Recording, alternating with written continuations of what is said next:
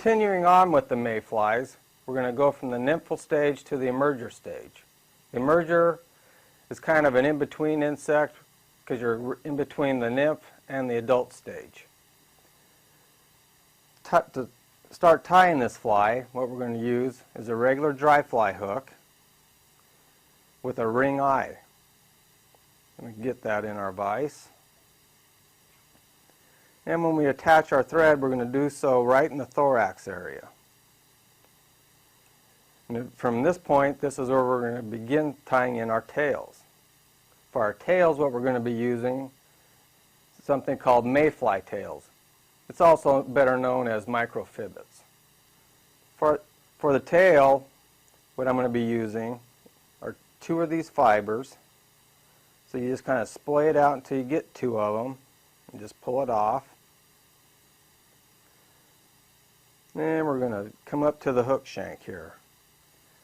And the tips of them are out here, so I'm going to measure it so it's just about the length of the hook shank. So I pinch it against the hook shanks on the side towards me. That way when I bring my thread over the top, the material goes right up on top of the hook shank. As I start wrapping my thread back, I'm pulling straight back on the tailing fibers. That way the material stays right on top of the hook shank. I go right back down to almost the bend of the hook, and as I let go of it, you notice I kind of just spread out the tails a little bit. That just makes it easier so I can kind of splay them out a little bit into a nice little V. And to make sure we have that V, I'm going to do a figure 8 between there. So on the side towards me, I'll take one turn of thread underneath, and as you can see, that tail's moving. I pull the thread forward, take a lock wrap of the thread. Now I'm going to go down between the tails again on the side away from me. Again, pull on the thread, and you can see the tail move.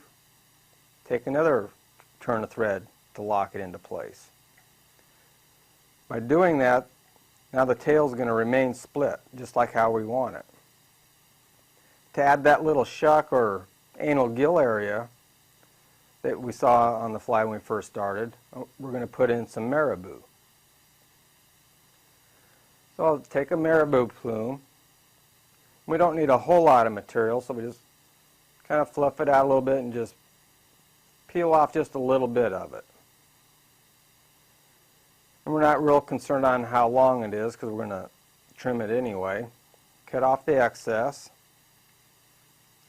And we come up to the hook shank. Take a couple turns of thread. Make sure that Marabou's tied in there pretty tight. For the meantime, we're just going to leave it long. Now we're ready to go on to our body. For the body, what we're going to be using is turkey Biot. The reason I like to use turkey Biot is just because of its length. If goose Biot happened to be longer, that's what I would be using, but have to use what is available to us. So I'll pluck off a Biot from the turkey. And what I'm going to do, when you're using a Biot, one side's going to be kind of transparent and one's going to be a little bit darker. This darker side has little micro barbs on it, so if you were to wrap it, let me turn this around like so, as I wrap it forward, this dark bar is going to show up and those little barbels are going to kind of stick out, kind of like a mini ostrich rib. And for this particular fly, that's what we're going to want. And it looks like I peeled off there. Thought I had 2 of them in there. So we're going to tie this in by the tip. And we're going to take our thread forward. We've done the few steps that we've done so far, you notice I have not cut off the excess tailing material. I will do so now, and the reason we haven't done it yet, now there's no way those tails will ever pull out of there. I mean, they're permanently mounted. Since this is kind of a large hook, we're going to want to form a little bit of a taper underbody, so we can use our thread if we want. So it kind of tapers from the tail on up into the thorax area. Let's build a little bit of a taper here,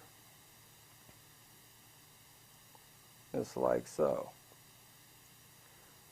Then we're going to take this turkey biot and we're just going to start wrapping it forward.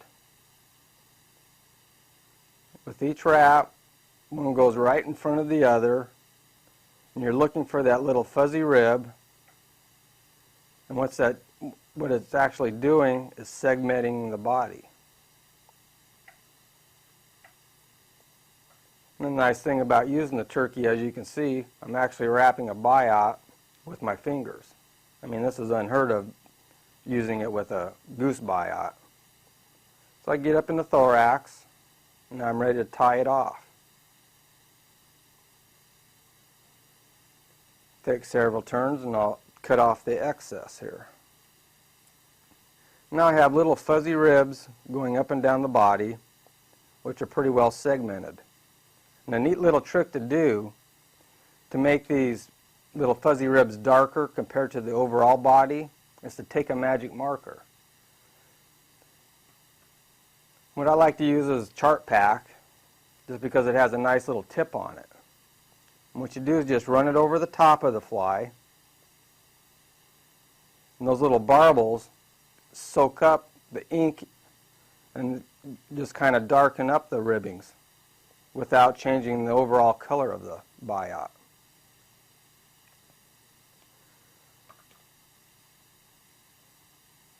Make sure our biot's tied down and we have a nice smooth thorax area here. And we'll take our thread back about a third back from the hook eye. At this point we're going to tie in a hackle. Since we're dealing with an emerger, the emerger does not stand up on top of the water like an adult pattern does. So what we're going to want to use is a little bit softer hackle, that way it rests a little bit flusher on the water. And to use that, what we're going to do is use one of Whiting's hen necks. And since we're tying this one basically in a tan color, which is great for calabatus, I'm going to use one of his new calabatus colored hen hackles. So we just snip off the excess, pull off some barbs, and tie it in.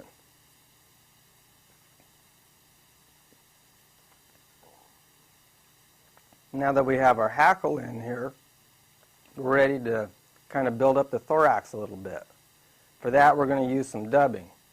And the dubbing I like to use is microfly dubbing, which is a fairly new product out on the market. The nice thing about it, since we're doing a calabatus color, which the biot is, the dubbing also comes in a calabatus color. That way everything matches. So we'll put a little bit of this dubbing on here. And we can just cover up our thorax a little bit. Just like so. Basically what you're doing is building up the thorax, but you're covering up all your tie-in areas. It just cleans up your fly a lot. And the side, for the amount of dubbing you want, you basically want your thorax to be a little bit bigger than the thickness of your body.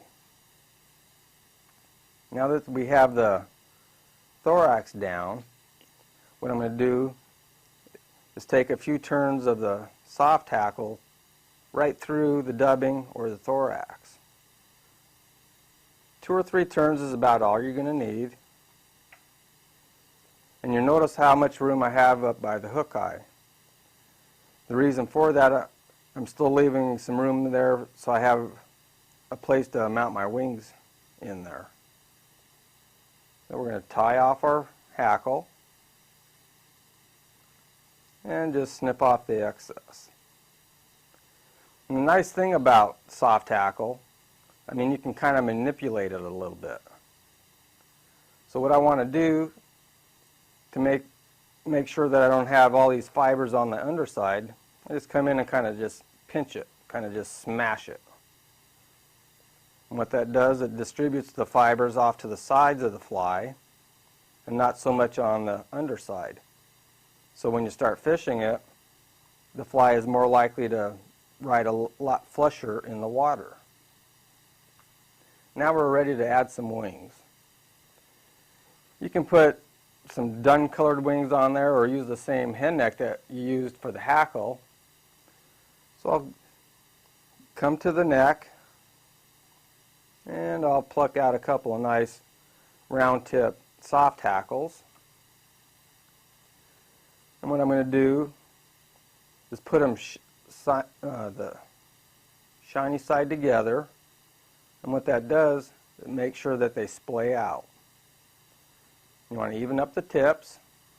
I'm just going to bring them up to the hook shank. I'm going to measure it for the length. And since we're dealing with the emerger, we don't want a full-blown wing on here. The wings are a lot shorter.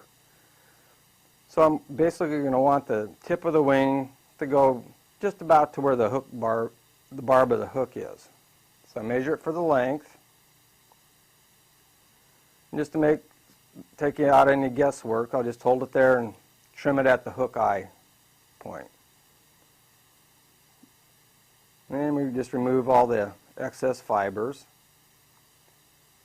And then we're just going to mount it right there in front of that room we left behind the eye. Wrap back onto it a little bit.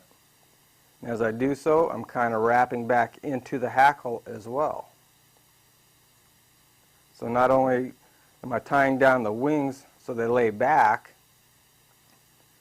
the thread going through the hackle kind of reinforces it. And just to clean up the head area, I'm going to add a little bit more dubbing. So we'll take a little bit more of this microfine dubbing, just spin it on there. And another little trick, just to make it a little bit tighter, what I'm going to do is just take some dubbing wax. Instead of putting the wax on your thread and then putting your dubbing, just take the dubbing wax and just put a little bit on your fingers. That's all you need. Kind of mix it around on your thumb and forefinger, and then go back over your dubbing a little bit. By doing so, you can see just how much tighter that dubbing got. And what that allows you to do is actually sculpt your flies. This is real important when you start tying size 18, 20, 22 flies. And I can see I got a few scragglers in here. Trim those off, and we're ready to whip finish. Take our thread off of here.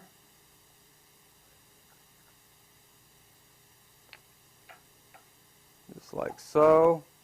And then we're going to come back to our Marabou. And instead of cutting it, we're just going to grab it and then just pinch the excess off so you have a little Marabou fluff out there. It gives you the illusion of a shuck, along with a little bit more movement. And that's what I like to call a mayfly emerger.